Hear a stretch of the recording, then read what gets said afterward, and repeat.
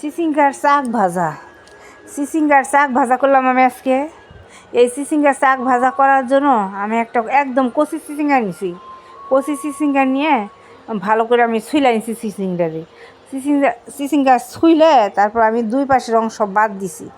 দুই পাশের অংশ বাদ দিয়ে আমি মাঝখানের অংশ নিছি। মাঝখানের অংশটা নিয়ে একদম চাক চাক করে কাইটে নিছি। চাক করে কাইটে তারপর পরিষ্কার জল দিয়ে ধুয়ে নিছি চিচিঙ্গার ওই চাকগুলো ধুয়ে তারপর হলুদ লবণ মাখিয়ে নিছি। হলুদ লবণ মাখিয়ে তারপরে 5 মিনিট রাইখে দিছি।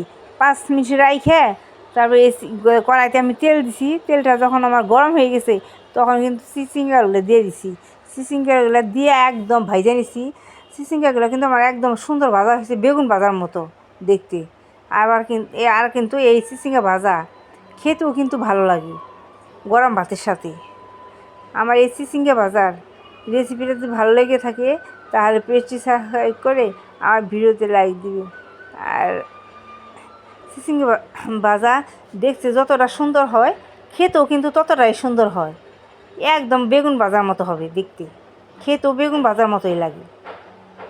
আমার কিন্তু চিচিঙ্গা ভাজাগুলো হয়ে গেছে, দেখতেও সুন্দর হয়েছে।